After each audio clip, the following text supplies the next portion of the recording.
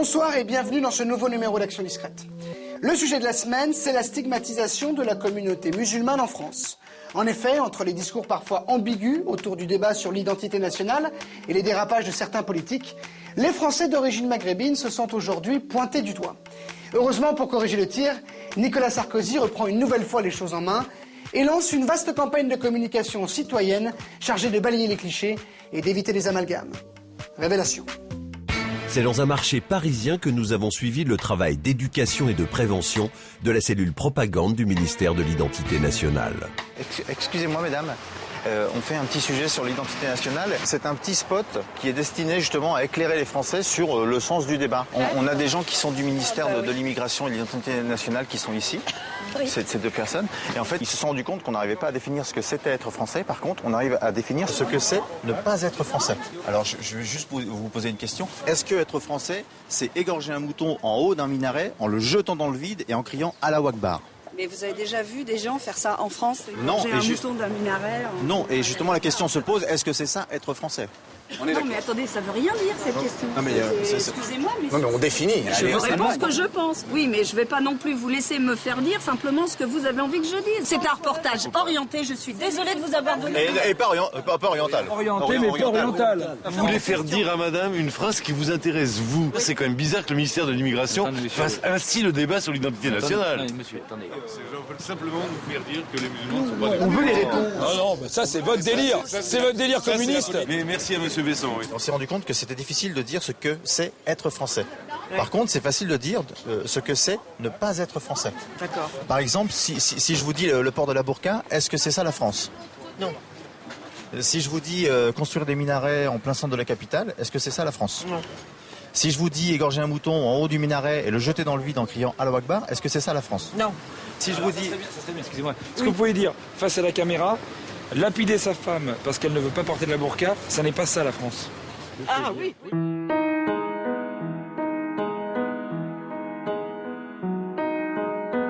Lapider sa femme parce qu'elle ne porte pas la burqa, ce n'est pas ça la France. Merci madame. Merci beaucoup. On va faire juste une petite scène. Non, vous inquiétez pas, c'est pas un vrai. C'est pas un vrai arabe. Il va faire Allahu Akbar et vous allez dire que c'est pas ça la France. Alors, le drapeau français, je me torche avec. Les Français, je les nique. eh bien dites donc, ce n'est pas ça la France.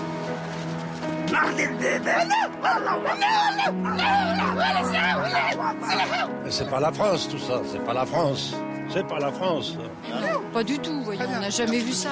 Des scènes de lapidation, on en voit tous les jours. Ah, moi, j'en ai encore jamais vu, mais pas dans cet arrondissement. Est-ce que vous pouvez dire face caméra, Oui. égorger un mouton en haut d'un minaret, c'est pas ça la France? Ah, non, mais je savais même pas qu'on égorgeait des moutons en haut des minarets. Égorger un mouton en haut d'un minaret, ça n'est pas ça être français. Et on va faire juste une petite scène, c'est pour montrer, parce que c'est très pédagogique. Vas-y Jean-Jacques. Marden, je te saigne comme un agneau le jour de l'Aïd al-Kébir. Mon Dieu, quelle horreur! Mais c'est l'horreur, ce n'est pas la France, ça, voyons, mais j'ai jamais vu ça. On va faire la ceinture d'explosifs avant, ce qu'on n'a pas eu tout à l'heure. La ceinture explosive. Non, vous inquiétez pas, c'est... Non. Allez, je fais la scène du kamikaze et vous me dites c'est pas ça la France, d'accord? Oh mon Dieu! Non, c'est pas ça la France, mon Dieu, mais ça me fait peur, hein. Merci madame. Vous êtes FN? Ils ont Nous commencé. on est UMP, enfin, c'est pas très loin. Ah ben non, moi je suis UMP. Mais même si vous étiez FN, FN, j'en ai rien à faire. Hein. grâce à vous, on va avancer parce que... Ah mais il faut que vous avanciez. Ne vous inquiétez pas, avec nous au pouvoir, madame, ça risque pas de traîner. Autre initiative pour favoriser la cohésion nationale, la diffusion d'un spot d'accueil à l'intention de tout nouvel arrivant musulman sur le sol français. Amis compatriotes musulmans, bienvenue dans un pays de liberté, d'égalité et de fraternité. La France est heureuse de vous compter parmi ses ressortissants. Mais vous ne devez pas vous comporter n'importe comment sur notre territoire. Voici quelques règles élémentaires de discrétion qui favoriseront votre intégration. Monsieur,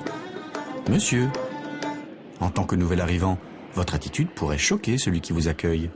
Regardez-vous, quel est ce bronzage qui en dit long sur votre origine et sur votre confession? Une chemise hawaïenne, des Ray-Ban, un bodyboard et le tour est joué. Vous avez tout l'air de revenir d'une semaine aux Antilles. Si vous avez eu l'énergie de trouver du travail, n'effrayez pas pour autant vos collègues avec des coutumes ostensiblement barbares. Je prends la commande pour ce midi. Qui c'est qui veut des sushis? Ah non, moi je peux pas, je fais Ramadan. Il serait pourtant si simple de pacifier les relations sociales. prends la commande pour ce midi. Qui c'est qui veut des sushis? Ah, moi je veux bien. Ah, moi je ne mange rien, j'ai pris 2 kilos. Je suis gras comme un loukoum. Comme un quoi? Comme une vache. C'est mieux.